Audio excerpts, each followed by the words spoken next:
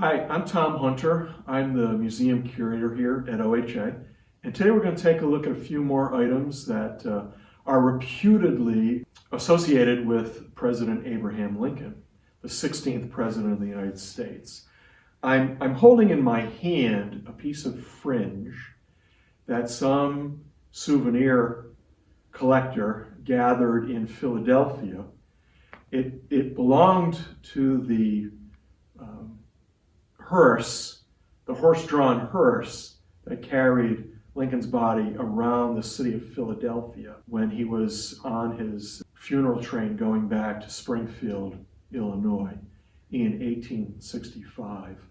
It's a very, very fragile piece of fringe, metal fringe that was part of the funeral cortege. In larger cities, they would take Lincoln's casket off the train and put it on these flatbed cars drawn by horses and would take him around a couple of different places and let people see him. And they were mournfully decorated with types of fringe like this. And someone clipped this, and somehow it made its way up to Syracuse and then into the collection of OHA's Lincoln collection. Lincoln's funeral train did stop briefly in Syracuse very late at night, around 11:15 p.m. It was a stormy night, but about 15,000 people came to the train depot, which was off Washington Street, which was called Railroad Street. Only stayed here for about 15 minutes, and then it moved west through Rochester and Buffalo. Okay. This is a very small piece of wood that is reputed to be from a chair leg, from the chair on which President Abraham Lincoln sat while giving, or just prior to giving his Gettysburg Address down at the National Cemetery at Gettysburg Battlefield in November 1863. We don't really know if it's a piece of the actual chair. Many people collected things and associated them with Lincoln. There is you can't really see it, but there's very, very fine writing on it that says it's from the chair. Whether or not it is, we really don't know. But it's kind of a cool piece to have anyway, associated with President Lincoln.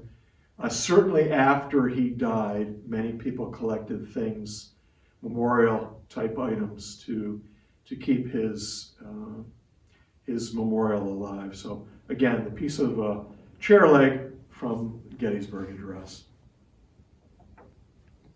This is a tiny piece of a coat swatch that was reputed to be from the overcoat that Abraham Lincoln wore to Ford's Theater on the night of his assassination. It's signed at the bottom, Andrew Boyd. Andrew Boyd was a Syracuse resident and businessman. He published Boyd's city directories in the 19th century, and he was obsessed with collecting just about every single thing in the world that was associated with Abraham Lincoln. He hunted high and low for things, and many times he acquired these things with affidavits. We don't honestly know if the people were telling the truth when they wrote the affidavits, but he bought things that had documentation to go along with them. Sometimes they came from people directly associated with Lincoln. Sometimes they were 2 or 3 times removed, but he bought them nonetheless. He attached the coat swatch to this little card and said that it came from the coat, and sent it to Chicago Historical Society.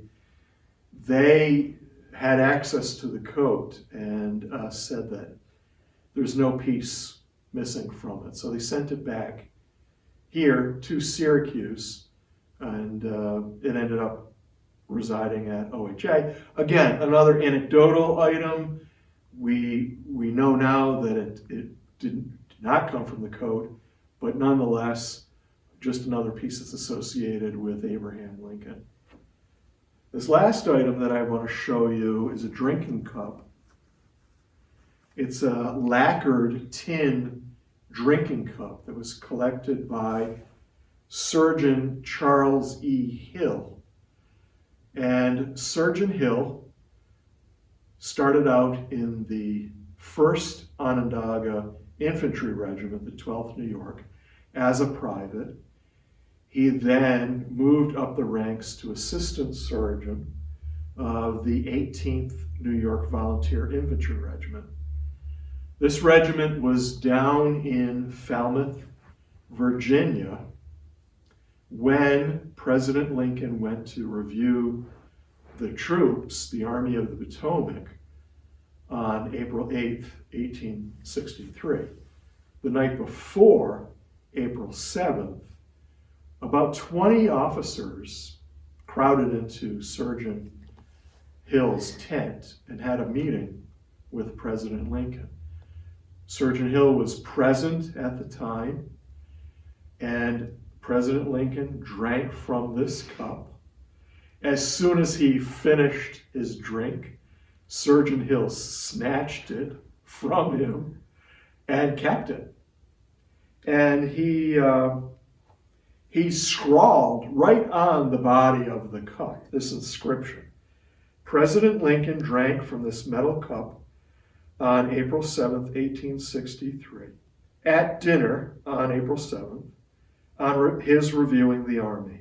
I, Surgeon Hill, took the cup from his hand and kept it.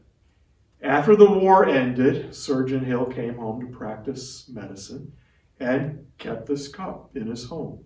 He, in the late 19th century, many years after the war ended, he invited a Syracuse Herald newspaper reporter to his home to see some of his curiosities in his house. Surgeon Hill showed the reporter this cup that he had so proudly taken from the hand of President Lincoln in 1863.